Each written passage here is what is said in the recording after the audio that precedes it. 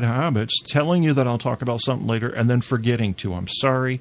I'm going to try to stop saying that, but at the same time, people do like to have tip-offs to what we're going to hear. So let's get into it. I'll tell you what. I'm going to kick it off here. Truth on Tap is the show. Kevin Kierstead, the host, but it's you. It is you, the listener, that I'm worried about. You're the one I want to understand. All of you, all together.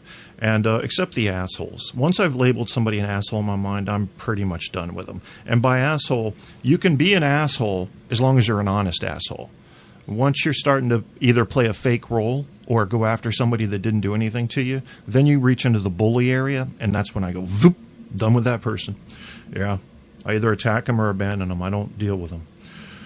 Kind of like a zit, you know. You look at it as, you know, it is. I mean, I just do this off the top of my head. It's fun to test myself like this.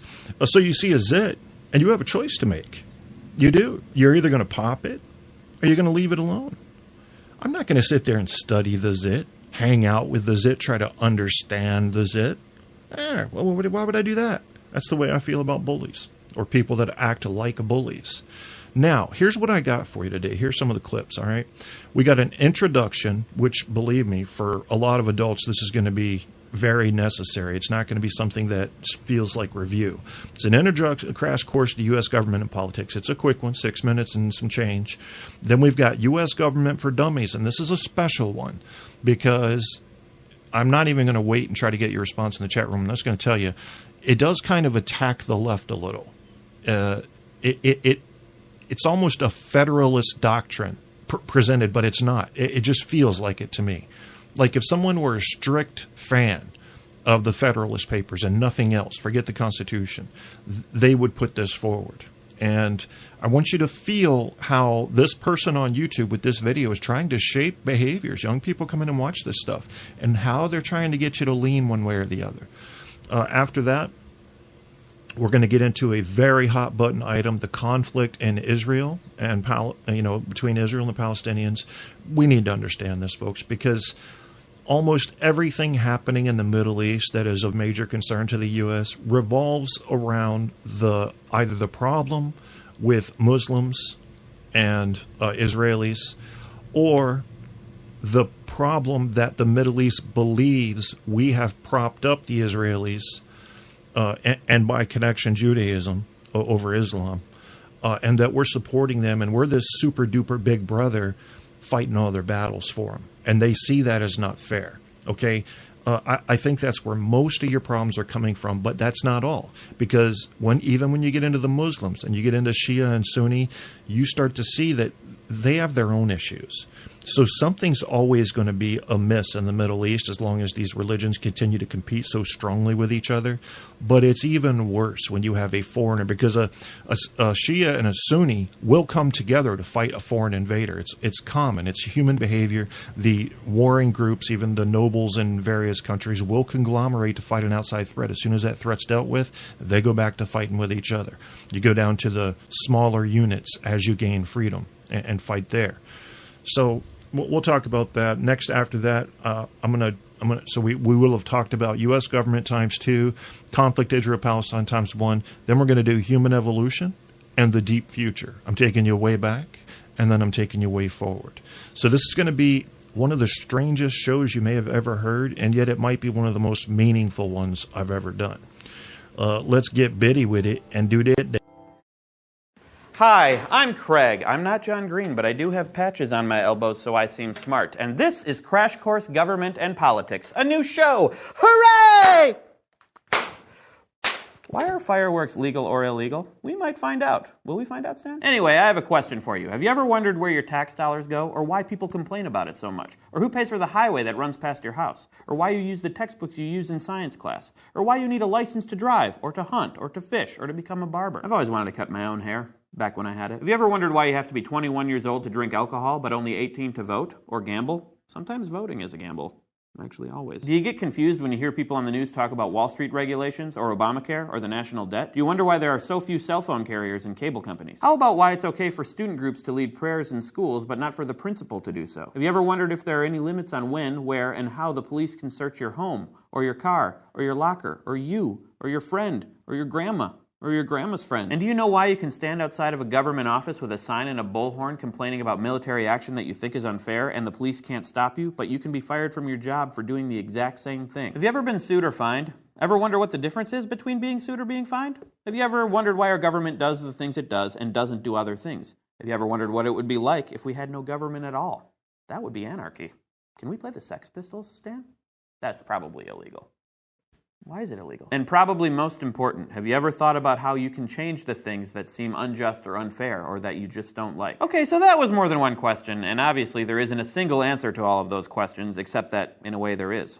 The study of government and politics. And that's what we're going to talk about today, and this whole series, Crash Course Government and Politics. Aptly titled.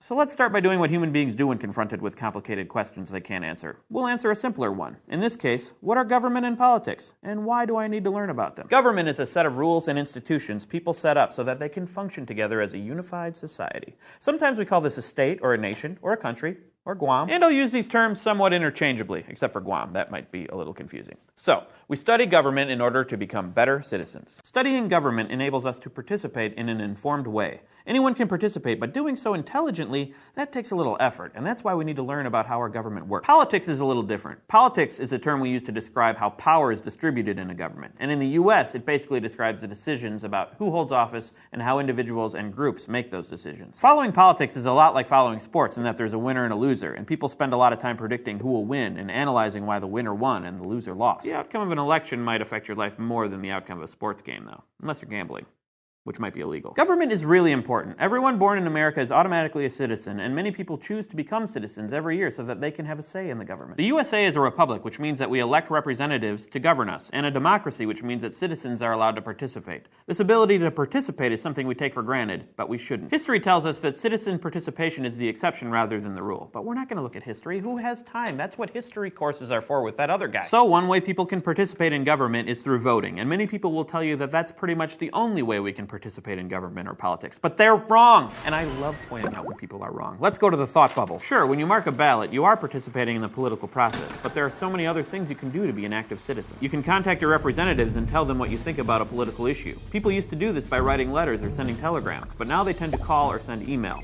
Although there's nothing like a good old-fashioned angry letter. People can work for campaigns or raise money or give money. They can display yard signs or bumper stickers. They can canvass likely voters, try to convince them to vote, or even drive them to the polls on election day. You participate in politics when you answer a public opinion poll, or when you write a letter to the editor or comment on an online article. You participate in politics when you blog or tumble or make a YouTube video or tweet. I guess even YouTube comments count.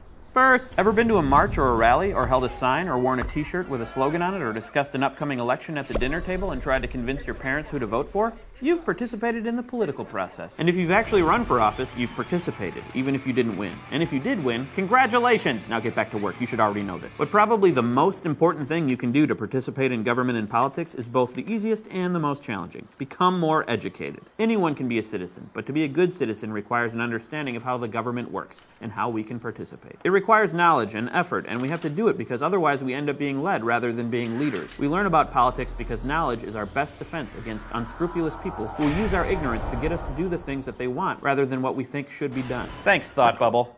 That was my first Thought Bubble narration. Hooray! You guys are fun. This is fun. So that's where we come in. Okay, no, I can't let this guy. This guy's just too, too nerdy. I don't know. I want to kill him, and I can't listen to him anymore. I listened to the whole video. I thought I could handle it. I tried, but just read up a little bit on your nation's politics. And one of the things I wanted to just interject is that with the super PACs now and big business pretty much controlling what we do, as far as politicians, it's time to ask some serious questions in America. I think there needs to be some kind of group. I don't know if there's one or not, but there needs to be some kind of group that highlights the power of big business and super PACs to shape your opinion. We are so weak in understanding that we're really controlled by what we've seen and heard. We really are. I mean, that's what's going to get us. So if I can afford $10 million in ads and my opponent can only afford $1 million in ads, and we've got a comparable advertising firm working for us as far as skill goes, I'm going to win. And that's not right, because it was just money, and the money came from big business. So if you don't want big business running your country, there has to be campaign finance reform. I cannot believe that I think it was 2010 or 2012, that they just opened it up. They just opened it wide up. Anybody can donate now. Ridiculous. Foreign governments have a major stake now in who's going to run America. That just, something's got to be done about that. And yet some people, I read an argument in The Economist today about how, this is good. This is good because the more popular candidates, even worldwide, are going to win. But that's not the way elections were designed in America. And I don't like the idea of the world picking our leaders. But, so is it going to be America anymore? Or is it going to be, I don't know, the world's elected government? I mean, that's spooky to me a little bit. I think it should be the people having to live the life here that pick the leaders, that's all. And not the ones with the most money. But what can I do about that? Now, this is U.S. government for dummies, but it's not really written that way. I'm sorry. I'm sure the guy wrote a script, so I always talk about shows as if they are written. This guy seems to have an angle, if you will. And I want to see if you can detect the angle here. I may interrupt, I may not. Let's get it going. U.S. government for dummies. When Benjamin Franklin exited the Constitutional Convention, he was asked by a woman, "Sir, what have you given us?" His immediate response was, "A republic, ma'am, if you can keep it." Yet most Americans today have been persuaded that our nation's governmental system is a democracy and not a republic. The difference between these two is essential in understanding Americanism and the American system. Before we discuss political systems, however, it's helpful to address the confusion that has been spread about the political spectrum. Many have been led to believe that the political spectrum places groups such as communists on the far left, fascists or dictators on the far right, and political moderates or centrists in the middle. However, a more accurate political spectrum will show government having zero power on the far right to having 100% power on the far left. At the extreme right, there is no government. The extreme left features total government under such labels as communism, socialism, Nazism, fascism, princes, potentates, dictators, kings, any form of total government. Those who claim that Nazis and fascists are right-wing never define their terms. This amounts to spreading confusion. Toward the middle of the political spectrum can be found the type of government limited to its proper role of protecting the rights of the people. That's where the Constitution of the United States is. Those who advocate such a form of government are really constitutional moderates. So let's analyze the basic forms of government. They are monarchy or dictatorship ruled by one, oligarchy ruled by a few, democracy ruled by a majority, republic ruled by law, and anarchy, which is ruled by no one. In discussing these five, we'll see that they can be narrowed down to even fewer. Looking first at monarchy or dictatorship, this form of government doesn't really exist in the practical sense. It's always a group that puts one of its members up front. A king has his council of nobles or earls, and every dictator has his bureaucrats or commissars, the men behind the scenes. This isn't ruled by one, even though one person may be the visible leader. It's ruled by a group. So let's eliminate monarchy, dictatorship, because it never truly exists. Oligarchy, which is ruled by a group, is the most common form of government in all history. And it is the most common form of government today. Most of the nations of the world are ruled by a powerful few, and therefore oligarchy remains.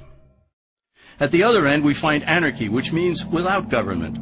Some people have looked over history and found that many of its worst crimes were committed by governments. So they decided that having no government might be a good idea. But this is a mistake, because as the ancient Greeks stated, without law there can be no freedom.